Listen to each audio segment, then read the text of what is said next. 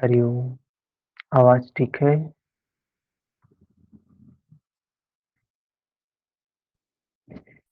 जी भैया, आवाज़ बिल्कुल ठीक है। पीछे हम लोगों ने 6 अध्याय देखे, जिसमें गीता के मुख्य मुख्य प्रश्न पूर्ण हो गए।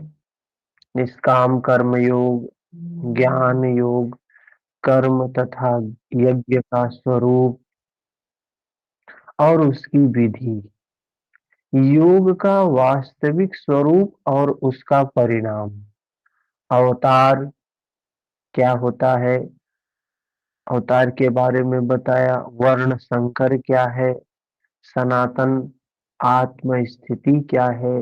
ऐसे महापुरुष के लिए भी लोक हितार्थ कर्म करने पर बल दिया। ये चीजें हमने देखा। योग का वास्तविक स्वरूप क्या है, इसको देखा।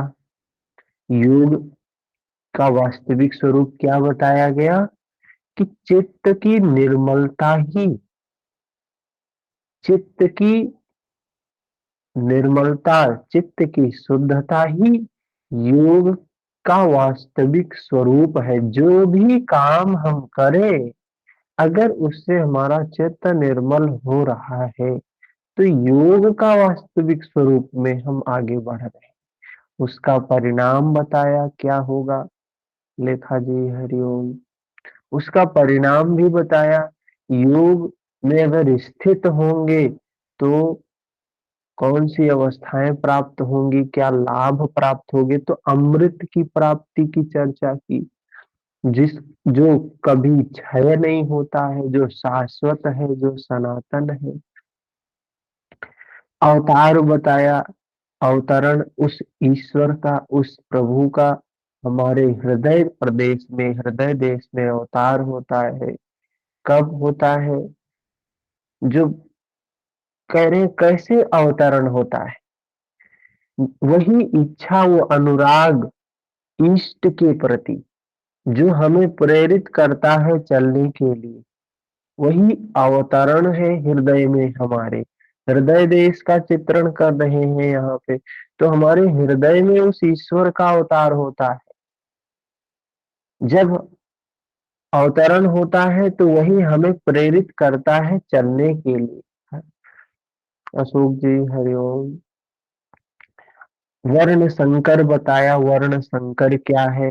अर्जुन को भय था कि लोग वर्ण संकर के शिकार हो जाएंगे। भगवान कृष्ण ने समझाया कि वर्ण संकर है क्या। वर्ण संकर, ये बाहर जो हम देख रहे हैं वो वर्ण संकर नहीं है, वो भीतर की स्थिति है। सनातन क्या है, शाश्वत क्या है। तो उस नित्य को कहा, उस शाश्वत को कहा, उस सत्य को कहा। महापुरुष भी लोक हितार्थ कर्म करते हैं। हम ये कर्म की जो व्याख्या की गई, किस लिए की गई? प्राप्ति के लिए की गई। लेकिन हमें कर्म, वो महापुरुष भी कर्म करता है प्राप्ति के पश्चात भी। क्यों करता है? लोक हितार्थ, पीछे वालों के मार्गदर्शन के लिए कर्म करता है। युद्ध इत्यादि पर विशद चर्चा की गई। अगले अध्यायों में योगेश्वर श्री कृष्ण ने इन्हीं से संदर्भित अनेक पूरक प्रश्नों को लिया है, जिनका समाधान या अनुष्ठान आराधना में सहायक सिद्ध होगा। तो आगे जो अभी हम प्रश्न देखने वाले हैं, वो सब ये छठे अध्याय तक सारी चीजें पूर्ण हो जाती हैं। छठे अध्याय के अंतिम श्लोक में योगेश्वर श्री कृष्ण ने का यह कहकर प्रश्न का स्वयं बीजारोपण कर दिया कि जो योगी मद गतेनांतरात्मना, मुझ में अच्छी प्रकार स्थित अंतःकरण वाला है, उसे मैं अतिशय श्रेष्ठ योगी मानता हूँ। कह रहे हैं जिसका अंतःकरण उनमें स्थित है, उसको मैं श्रेष्ठ योगी मानता हूँ। मतलब अंतःकरण से तात्पर्य क्या है? चित्त।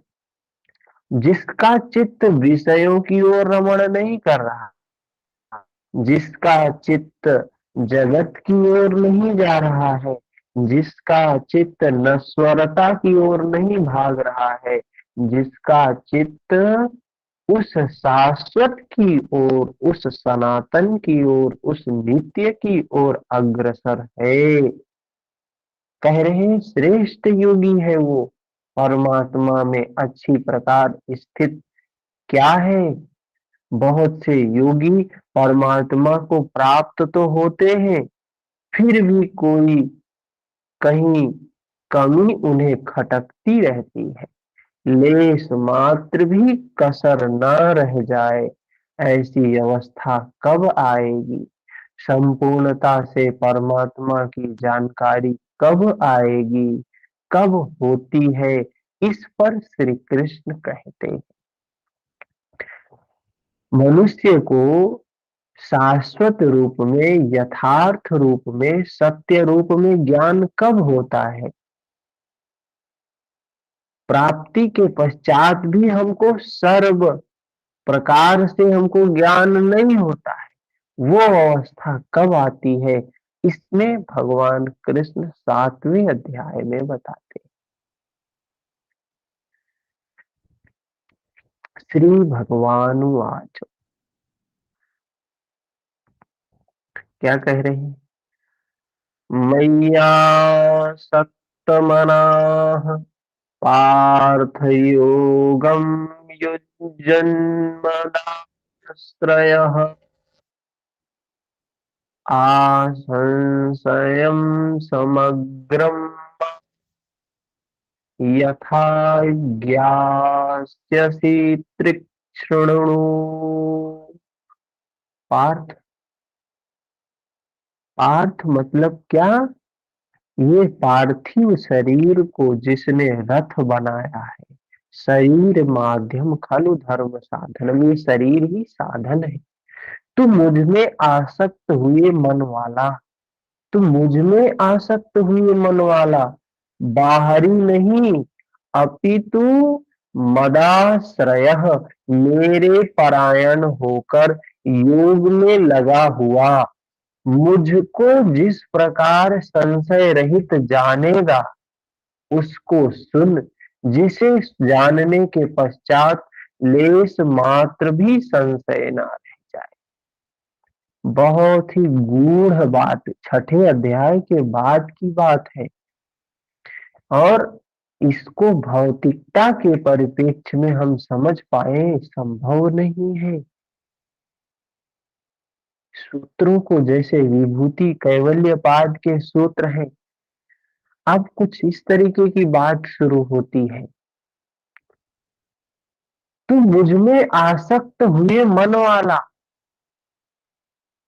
आसक्ति, पहले तो आसक्ति होती है मैं के प्रति, तृष्णा के प्रति, दर्शन के प्रति, कर्म कांडों के प्रति, लेकिन अब यह आसक्ति नहीं रह गई है। अब हम ये मान रहे हैं कि मैं भी नहीं हूं, मेरा भी नहीं है, कोई तृष्णा भी नहीं जगा रहे हैं। एक राग है, कौन सा? अनुराग। राग द्वेष तो छूट गया, अनुराग की अवस्था है। वो अनुराग, कह रहे हैं तू मुझ में जो अनुराग, तेरा जो राग मुझ में है, तू मुझ में आसक्त हुए मन वाला, बाहरी नहीं, अपितु मदाश्रय, मेरे परायण होकर योग में लगा हुआ। मतलब जो कुछ भी कर रहा है वो निमित्त मात्र कर रहा है। श्रेष्ठ योगी निष्काम कर्मी है, कुछ भी वो नहीं सोच रहा है, सिर्फ वो परायण होके लगा हुआ है, अनासक्ति से लगा हुआ है। मुझको जिस प्रकार संशय रहित जानेगा, कह रहे हैं उस ईश्वर के प्रति विश्वास है, निष्ठा है, श्रद्धा है, संशय रहित, कोई संशय नहीं है, श्रद्धा है, विश्वास है। उसको सुन, जिसे जानने के पश्चात लेस मात्र भी संशय ना रह जाए, विभूतियों की उस समग्र जानकारी पर पुनः बल देते हैं। तो यहाँ कहने का तात्पर्य है कि जब हम कोई बात सुनते हैं, जैसे भगवत गीता योग सूत्र सुन रहे हैं, तो सुनने पर इतनी श्रद्धा नहीं जागेगी, सुनने पर इतना विश्वास नहीं जागेगा। श्रद्धा जागेगी, विश्वास जागेगा, लेकिन संशय भी रहेगा साथ में। संशय समाप्त नहीं होगा। संशय कब समाप्त होगा? जब देखते देखते आगे बढ़ते जाएंगे, कर्म करते जाएंगे, निष्काम कर्म करते जाएंगे, तो आगे बढ़ते बढ़ते ये देखेंगे कि ये अवस्था आती है, सारे संशय समाप्त हो जाते हैं। जिसे जानने के पश्चात लेस मात्र भी संशय ना रह जाए, विभूतियों की उस समग्र जानकारी पर बल देते हैं, पुनः बल देते हैं। क्या कह रहे हैं? ज्ञानम तेहम सविज्ञानमिदं वक्ष्याम्यशेषतः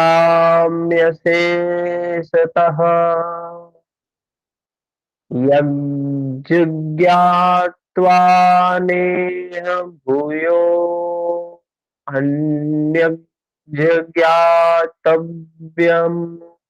अवशिष्यते।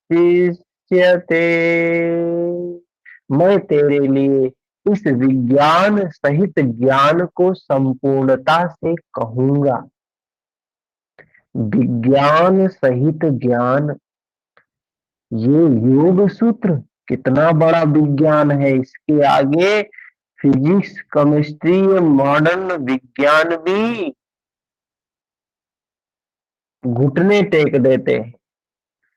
जहां तक ये सोच सकता है और जहां तक ये साइंटिफिक है, बाहर का विज्ञान बाहर ही है, और बाहर हम कितना भी खोज कर ले, संपूर्णता को नहीं खोज सकते हैं, समग्र रूप से खोज नहीं कर सकते हैं। लेकिन ये भीतर की खोज, कहते हैं बाहर भीतर एको जानो, यथा ब्रह्मांडे तथा पिंडे। ये बाहर भीतर एक ही सत्ता काम कर रही है। जो जो चीज बाहर है वही वही चीज भीतर है, हमारे शरीर में है। कह रहे हैं तेरे लिए, भगवान कृष्ण कह रहे हैं, ये किसके लिए बता रहे हैं? अब पीछे की बातें थी वो मनुष्य के लिए थी, मानव जाति के लिए थी। ये जो बातें हैं किसके लिए? अर्जुन तेरे लिए। तेरे लिए अर्थात कौन? एक अनुरागी के लिए, जिसके अंदर में चाह है उस नित्य को जानने की, उस नित्यता को प्राप्त करने की, उस बंधन को खोलने की। कह रहे हैं तेरे लिए मैं कह रहा हूं। और ये कौन सी बातें हैं? जो विज्ञान से सहित ज्ञान है, विज्ञान सहित ज्ञान। ऐसी ऊट पटांग की बातें नहीं कर रहे हैं, अंधश्रद्धा विश्वास की बातें नहीं कह रहे हैं, साइंटिफिक बात करने जा रहे हैं। और कह रहे हैं ये थोड़ा सा ही बता के नहीं छोड़ूंगा, संपूर्णता से बताऊंगा, एक एक चीज बताऊंगा।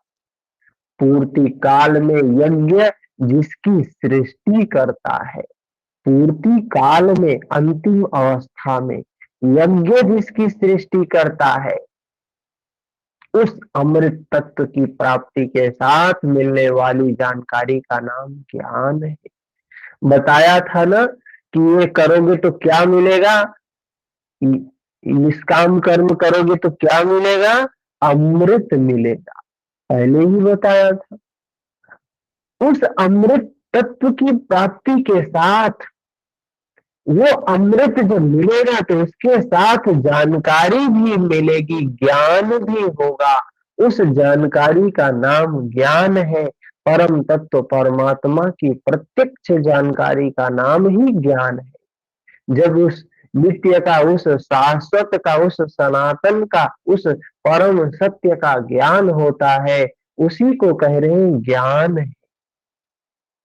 महापुरुष को एक साथ सब सर्वत्र कार्य करने की, महापुरुष को एक साथ सर्वत्र कार्य करने की जो क्षमता मिलती है, वही विज्ञान है।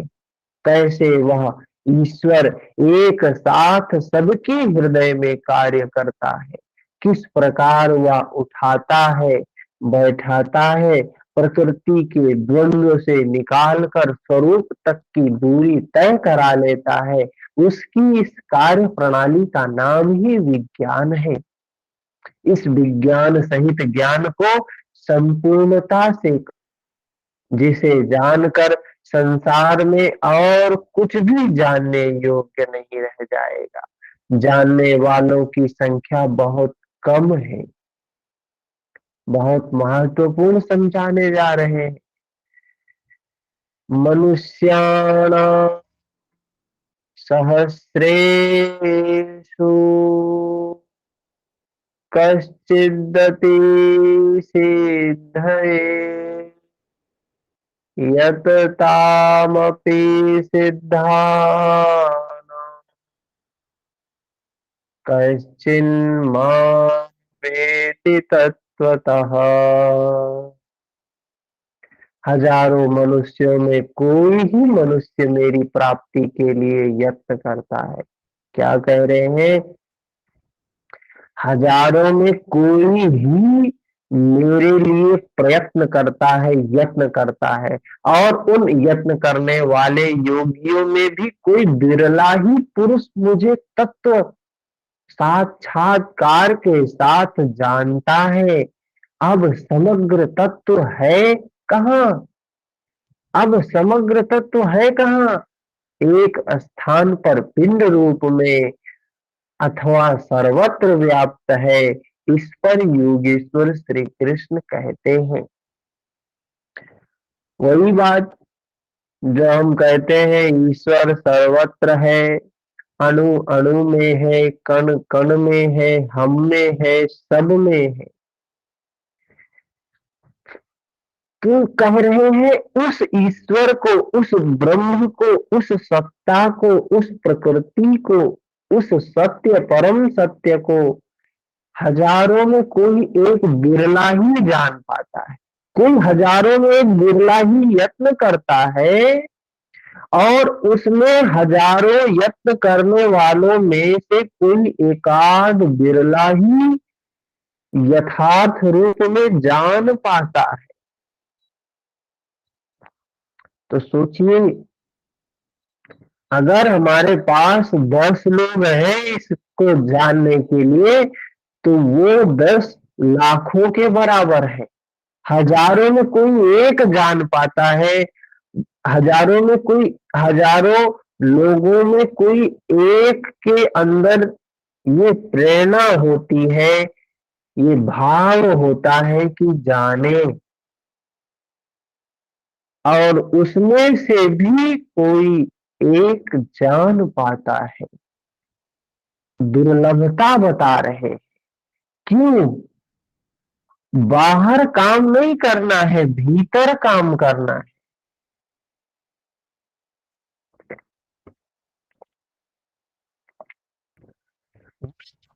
समग्र तत्व कहाँ है? वो जिसको जानना है कहाँ है? एक स्थान पिंड रूप में है। क्या हम जिसको शरीर रूप में मानते हैं ईश्वर है, ये कृष्ण ईश्वर है, ये ब्रह्मा विष्णु महेश शिव राम कृष्ण बुद्ध ये ईश्वर है?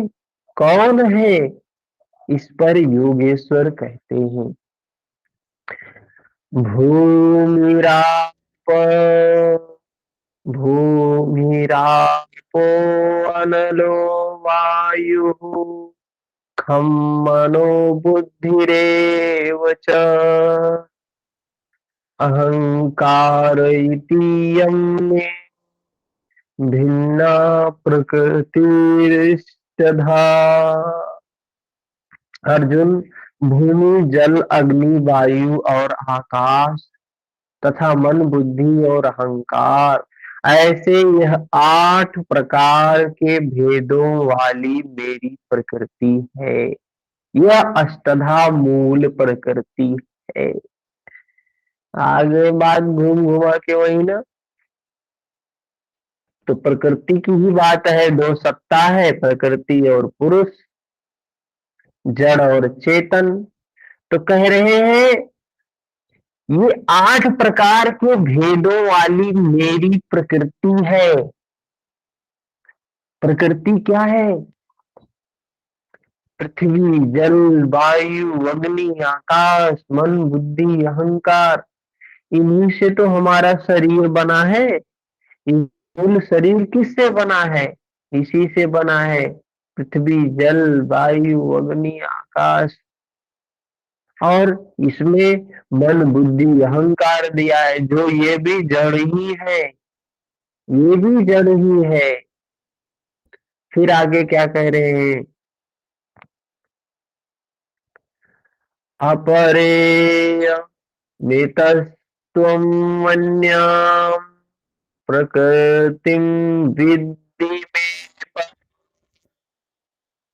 जीवभूता महाबाहो येदं धारयते जगत।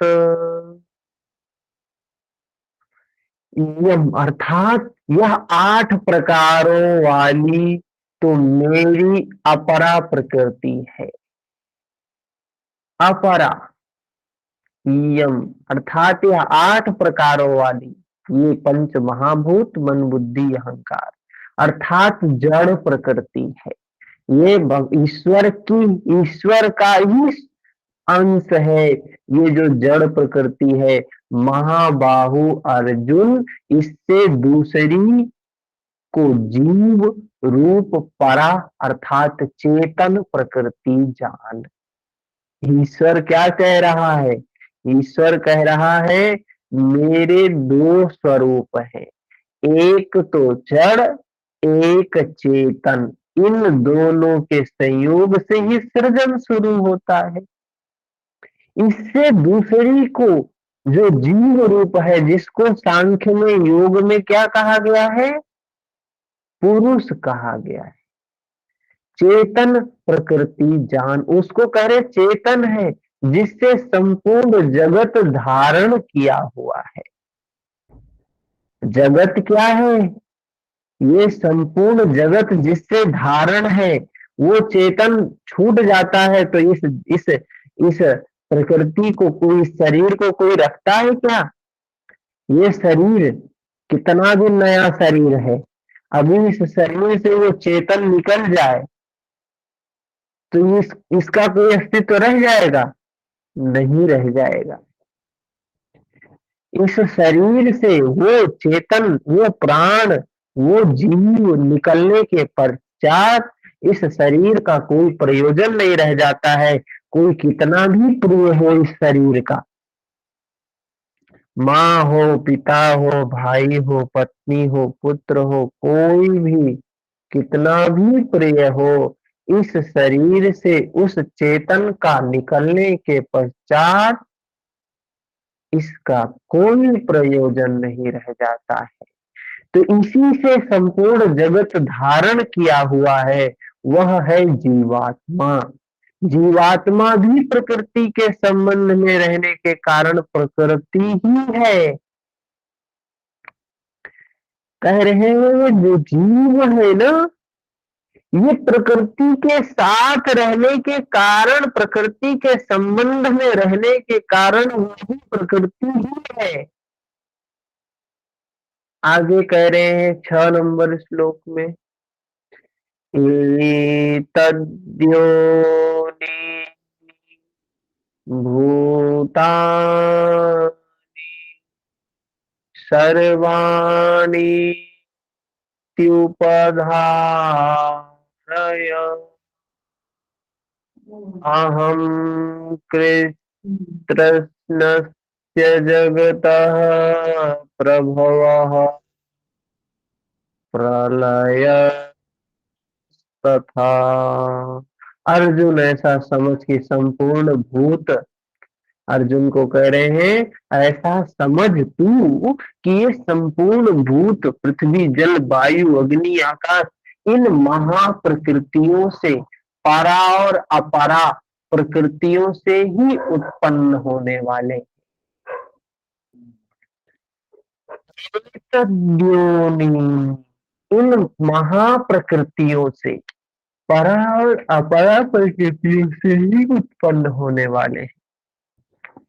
पीछे का श्लोक समझ में आया? यही दोनों एकमात्र योनि है, इसी से सृजन होता है, इसी से निर्माण होता है। पिछला श्लोक क्या एक कह बार फिर रहे से हैं? समझाइए भैया। कौन सा? पिछला इसके पहले वाला। हाँ, ये थोड़े से क्रिटिकल है। क्यों?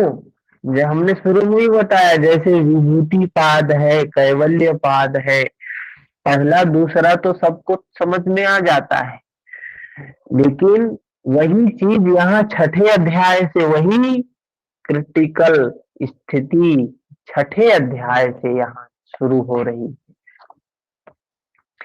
तो क्या कहेंगे इसमें भगवान कृष्ण? जैसे पीछे बताया कि ये भूम जो पंच महाभूत है, मन बुद्धि अहंकार है, ये पूरी प्रकृति की बात की।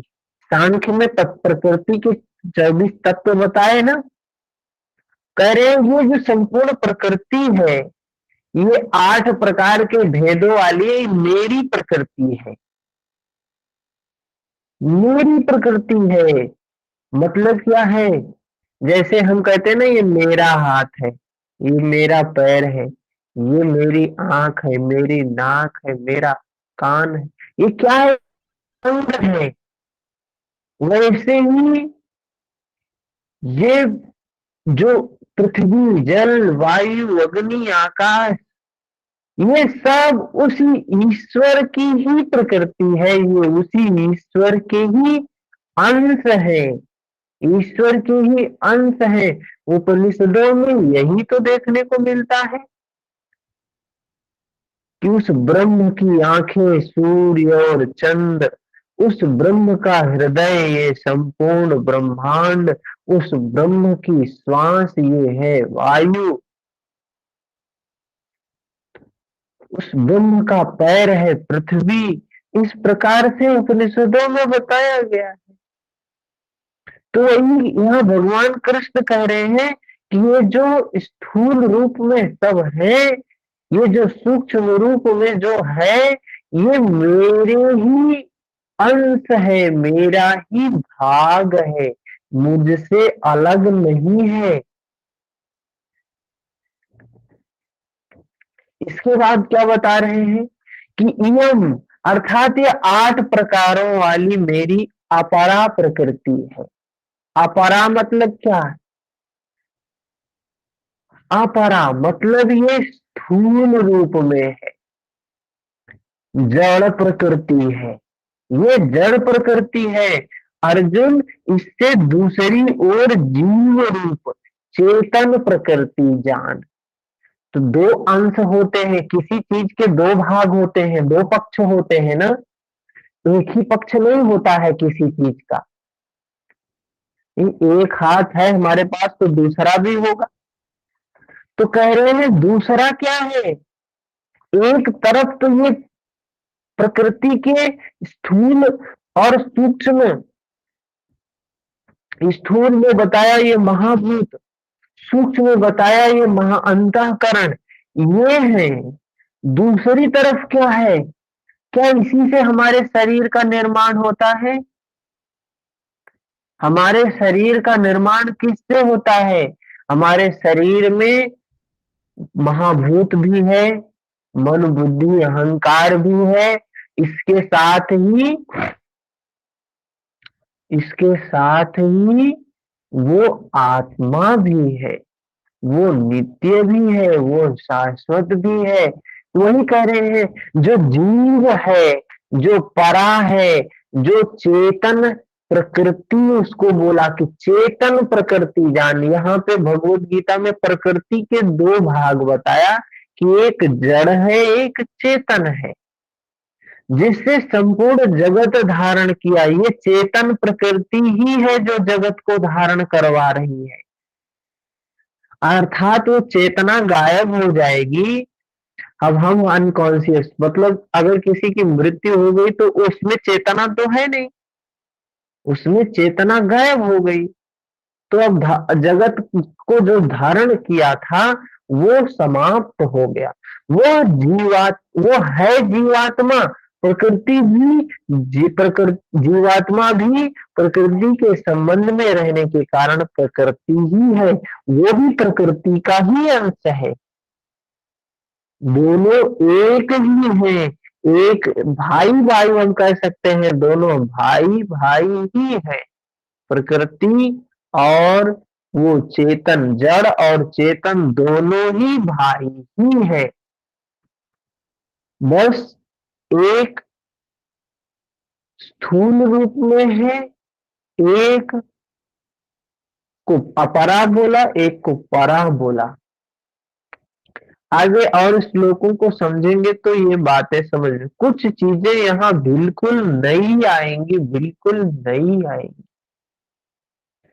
और जब इनको पढ़ने के बाद फिर ये भगवत गीता को पढ़ेंगे, योग सूत्र को फिर से पढ़ेंगे, तो फिर नया दृष्टिकोण निकल के आए। तो कह रहे अर्जुन, ऐसा समझ कि संपूर्ण भूत उन महाप्रकृतियों से, परा और अपरा प्रकृतियों से ही उत्पन्न हुए हैं। कह रहे हैं कि अर्जुन, तू ऐसा समझ, ये जो कुछ भी जगत में दिखाई दे रहा है, ये सब का सब इसी किससे उत्पन्न हो रहा है? परा और अपरा प्रकृति से उत्पन्न हो रहा है। परा क्या है? परा में बताया किसको? आत्मा को। अपरा में किसको बताया? ये महाभूत, मन बुद्धि अहंकार। कह रहे हैं इन्हीं से मिलके सब उत्पन्न हो रहा है। यही दोनों एकमात्र योनि है, इन्हीं यही दोनों सृजन का केंद्र है, आधार है। मैं संपूर्ण जगत की उत्पत्ति तथा प्रलय रूप हूँ। भगवान कौन है फिर? आप कौन है? तो कह रहे हैं मैं जगत की उत्पत्ति स्वरूप हूँ, प्रलय स्वरूप हूँ, मूल कारण हूँ। जगत की उत्पत्ति मुझसे है और प्रलय भी मुझ में है। जब तक प्रकृति विद्यमान है तब तक मैं ही उसकी उत्पत्ति हूँ।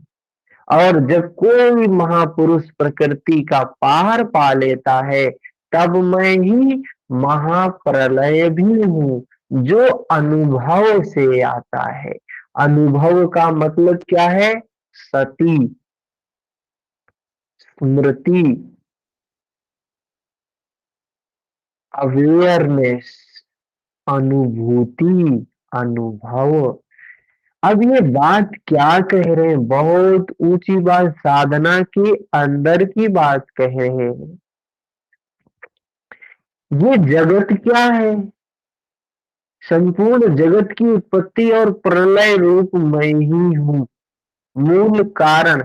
जो योग साधना करता है उसके लिए क्या हो जाता है? ये जगत नष्ट होने लगता है। धीरे धीरे ये जगत कहा, ये जगत माया स्वरूप है, मिथ्या है।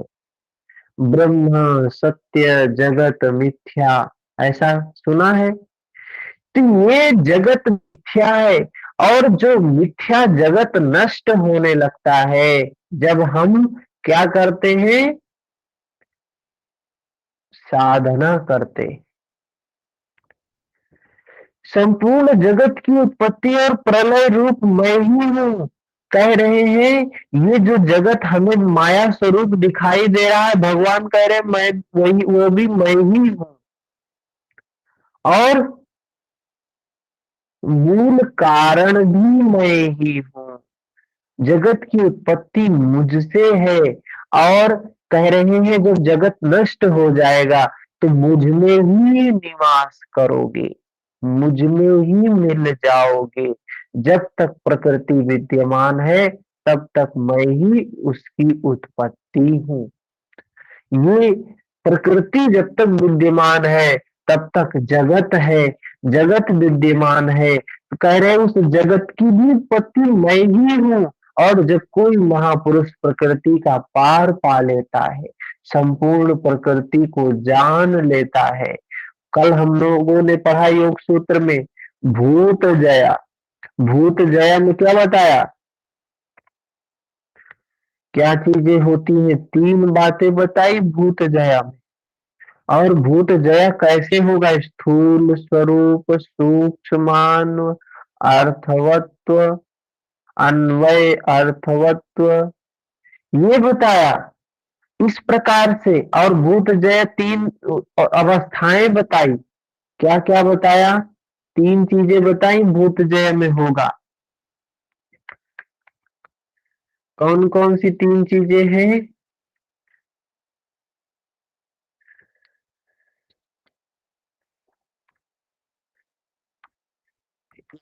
जय में भी तीन चीजें बताई और भूत जय में भी तीन चीजें बताई है। अणिमादि प्रादुर्भाव, अणिमा आदि सिद्धियां प्राप्त होंगी, काय संपद प्राप्त होगा और धर्मान अभिघात, ये जो धर्म है वो अब प्रभाव नहीं डालेंगे। तो वही यहाँ कह रहे हैं कि ये जो संपूर्ण जगत की उत्पत्ति और प्रलय रूप है, ये इसका मूल कारण मैं ही हूँ, मैं ही हूँ, विद्यमान है। जब तक प्रकृति विद्यमान है तब तक मैं ही उसकी उत्पत्ति करता हूँ। जब कोई महापुरुष प्रकृति का पार पा लेता है तब मैं ही महाप्रलय भी हूँ, जो अनुभव में आता है। ये बाहर से देखने में नहीं आता है, ये सिर्फ अनुभूति का विषय है। सृष्टि की उत्पत्ति और प्रलय के प्रश्न को मानव समाज ने कौतूहल से देखा।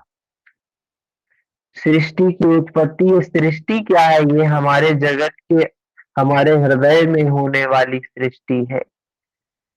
ये बाहर कोई सृष्टि का निर्माण नहीं होता है कि बाहर कोई सृष्टि का सृजन होता है, ये तो ऐसे ही चलती आ रही है। सृष्टि की उत्पत्ति और प्रलय के प्रश्न को मानव समाज ने कौतूहल से देखा। विश्व में अनेक शास्त्रों में इसे किसी न किसी तरह से समझाने का प्रयास चला आ रहा है। कोई कहता है कि प्रलय में संसार डूब जाता है, तो किसी के अनुसार सूर्य इतना नीचे आ जाता है कि पृथ्वी जल जाती है। कोई इसी को कायामत कहता है, तो कि इसी दिन सबका क्या है, कोई कहता है कि इसी दिन सबका क्या होगा, फैसला सुनाया जाएगा। तो कोई नित्य प्रलय कहता है। नैमित्तिक प्रलय की गणना में कोई व्यस्त है, किंतु योगेश्वर श्री कृष्ण के अनुसार प्रकृति अनादि है, परिवर्तन होते रहे हैं, किंतु यह नष्ट कभी नहीं हुई है। श्री कृष्ण के अनुसार प्रकृति अनादि है, परिवर्तन होते रहे हैं, किंतु यह नष्ट कभी नहीं हुई है। ये प्रकृति ऐसे, बाहर की प्रकृति ऐसे ही रहती है। ये नष्ट कौन सी प्रकृति होती है, ये भीतर वाली प्रकृति नष्ट होती है। प्रलय भीतर आता है, बाहर कौन सा प्रलय आता है, तमाम प्रलय देखते हैं, प्राकृतिक आपदा आती है। ये सिर्फ सुनी सुनाई बात है, प्रकृति ये बाहर नष्ट, सब कुछ ये हो जाएगा वो हो जाएगा। भारतीय धर्म ग्रंथों के अनुसार मनु ने प्रलय देखा था। भारतीय धर्म ग्रंथ कहते हैं कि मनु ने प्रलय देखा था। इसके साथ 11 ऋषियों ने मत्स्य की सींग में नाव बांधकर हिमालय के एक उत्तुंग शिखर की शरण ली थी। क्या भारतीय धर्म ग्रंथ दर्शन जो कुछ है ये कहते हैं कि मनु ने प्रलय देखा था। हाँ, मनु ने प्रलय देखा। ये मनु कौन है? ये हमारा मन है। मनु मन ही है।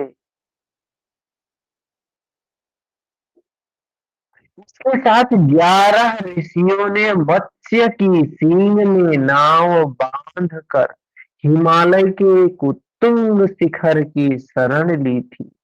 लीलाकार श्री कृष्ण के उपदेश एवं जीवन से संबंधित उनके समकालीन शास्त्र भागवत के मृकंडु मुनि के पुत्र मार्कंडेय जी द्वारा प्रलय का आंखों देखा हाल प्रस्तुत है। वे हिमालय के उत्तर में पुष्पभद्रा नदी के किनारे रहते थे। भागवत के द्वादश स्कंद के 8वें और 9वें अध्याय के अनुसार शौनकादि ऋषियों ने सूत जी से पूछा कि मार्कंडेय जी ने महाप्रलय में वट के पत्ते पर भगवान बाल मुकुंद के दर्शन किए थे, किंतु ये तो हमारे ही वंश के थे, हमसे कुछ ही समय पूर्व हुए थे। उनके जन्म के बाद में कोई प्रलय हुआ, न सृष्टि ही डूबी, सब कुछ यथावत है। तब उन्होंने कैसा प्रलय देखा? बात समझ में आई कि ये शौनकादि ऋषियों ने सूत जी से पूछा। ये बताते हैं कि मार्कंडेय जी ने महाप्रलय को देखा था और उस प्रलय में वट के पत्ते पर भगवान बाल मुकुंद के दर्शन किए थे। वो कह रहे वो तो हमारे ही कुल से। अभी हम कहें हमारे 3-4 पीढ़ी पहले हमारे जो दादाजी थे, परदादाजी थे, उन्होंने उन्होंने प्रलय देखा था, अपनी आंखों से प्रलय देखा था और उसमें ऐसी ऐसी ऐसी घटना घटी थी।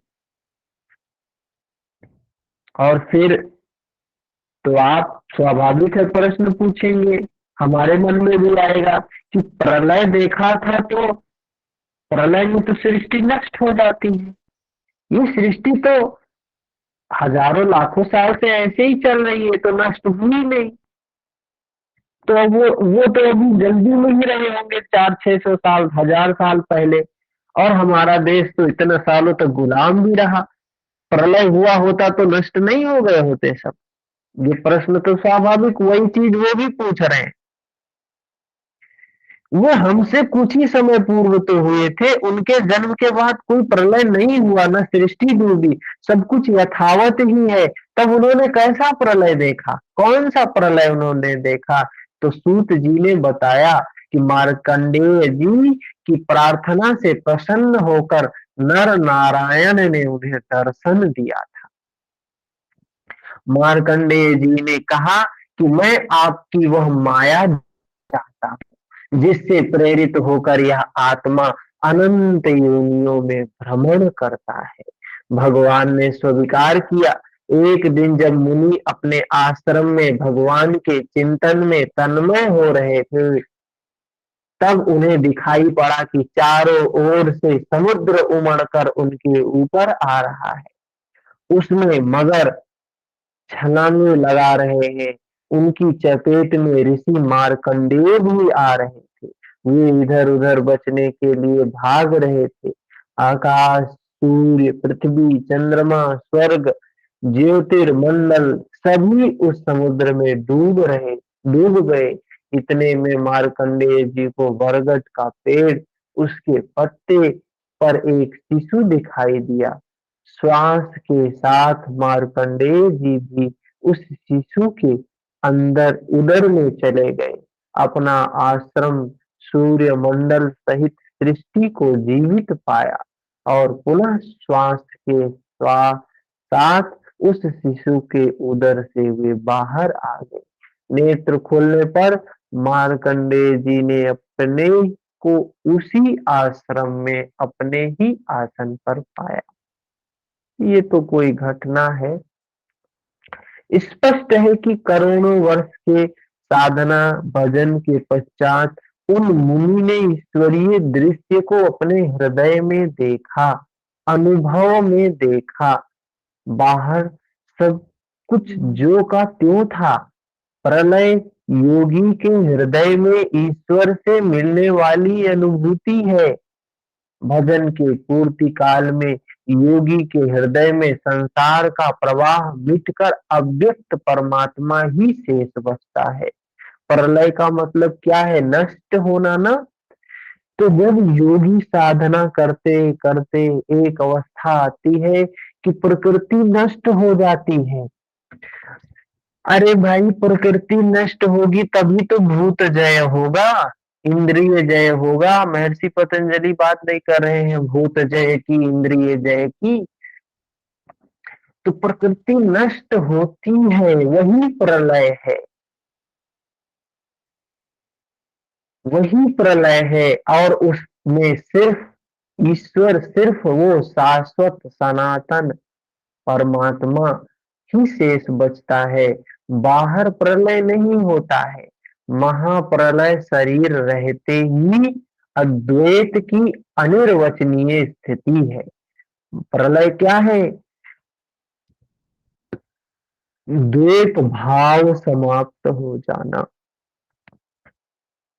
यह क्रियात्मक है, अनिर्वचनीय स्थिति है। इसके बारे में कुछ कहा नहीं जा सकता है। केवल बुद्धि से निर्णय लेने वाले भ्रम का ही सृजन करते हैं। अगर हम इस पे चर्चा परिचर्चा करेंगे तो ये सिर्फ भ्रम को ही पैदा करेगा। चाहे हम हो या आप, कोई भी हो, ये भ्रम का ही सृजन करेगा। इससे हमारी शंका का समाधान नहीं हो सकता है। ये अनुभूति का विषय है। इसी पर आगे कहते हैं 7 नंबर श्लोक में, मत्तः परतरम् नान्यत् किंचिदस्ति धनंजय, मयि सर्वमिदं प्रोक्तम् सूत्रे मणिगणा इव। धनंजय, मेरे सिवाय किंचन मात्र भी दूसरी वस्तु नहीं है। धनंजय, ये जो जगत दिखाई दे रहा है ना, ये सब मेरा ही स्वरूप है। मेरे सिवा कुछ भी नहीं है। जो कुछ भी है सब मैं ही हूँ। यह संपूर्ण जगत सूत्र में मणियों के सदृश मेरे में ही गुथा हुआ है। ये जो कुछ भी दिखाई दे रहा है सब मेरे में ही है। है तो, परंतु जानेंगे कब है? ये अवस्था हमको, हमें कब आएगी कि हमको पता। हम तो सोचते हैं कि ये मेरा है, ये मेरा है, ये मैं हूँ, ये मेरा है, मैं। लेकिन ये हम कैसे जानेंगे और कब जानेंगे कि ये सब ईश्वर ही है, ईश्वर का ही अंश है, ईश्वर का ही स्वरूप है। तो जब अनन्य आसक्ति से मेरे परायण होकर योग में उसी रूप में लग जाए, प्रथम श्लोक में ही बताया है कि सिर्फ मेरे परायण होकर जो उसमें लगेगा, इसके बिना नहीं जान सकता है। योग में लगना आवश्यक है। बिना लगे, बिना अभ्यास के, बिना वैराग्य के कोई व्यक्ति सोचे कि हम उसको जान लें, बिल्कुल संभव नहीं है। आगे कहते हैं, रसो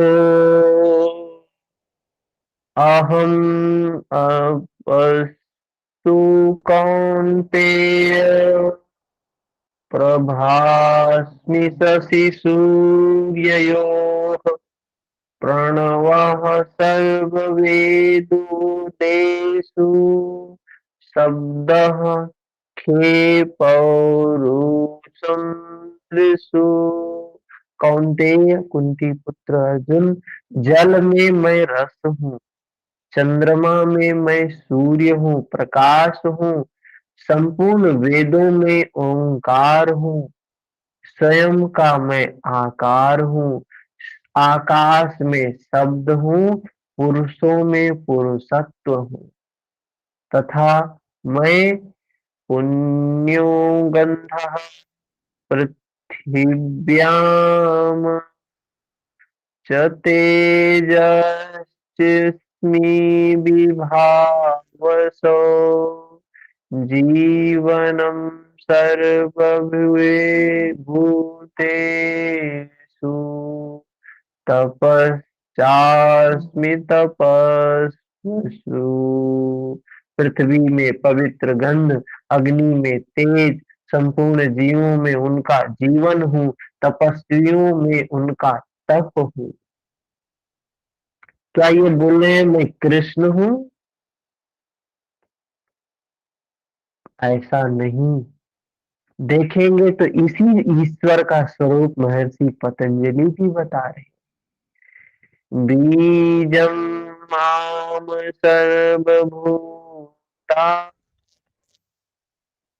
विद्धि पार्थ सनातनम बुद्धिर्बुद्धिम मतमस्मि तेजस्तेजस्विनामहम्।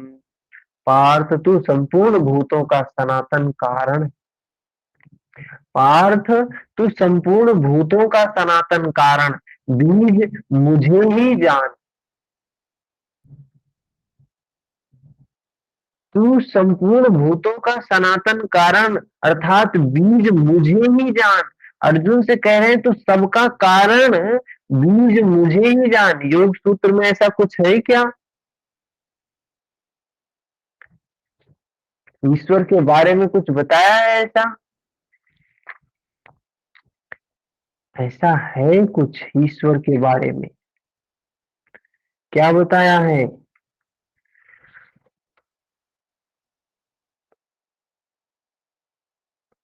तत्र निरतिशयं सर्वज्ञ बीजम। सबका कारण, सबका बीज मुझे ही जान। बीजम, वही चीज सूत्र में भी बोल रहे हैं। मैं बुद्धिमानों की बुद्धि, तेजस्वियों का तेज, इसी क्रम में योगेश्वर श्री कृष्ण कहते हैं। तो यहाँ हमें योग सूत्र में दिखाई दे रहा है स्पष्ट। ये सातवां। आगे क्या कह रहे हैं बताइए? ये 10वीं तक करते हैं, कल फिर से रिवाइज करेंगे इसको, तो आगे बढ़ेंगे। फिर कोई प्रश्न है तो बताएं। एक एक पर्दे को खोल दे रहे हैं, कोई भी चीज गुप्त नहीं रह जाएगी अगर ये गीता हमने 18 अध्याय समझ लिया। बस इसका काम यही है कि प्रेरित करना, जानकर समझकर आगे चले साधक मनुष्य और अपना कल्याण साध ले। कोई प्रश्न है किसी का तो बताएं।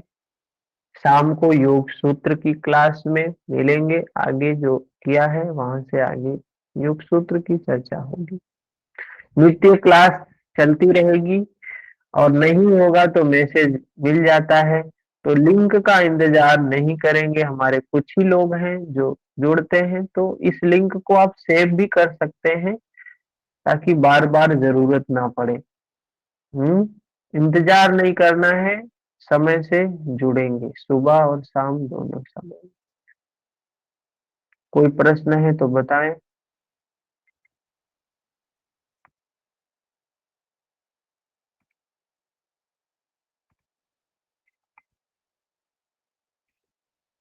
समाप्त करते हैं। हरिओम। हरिओम। हरिओम भी।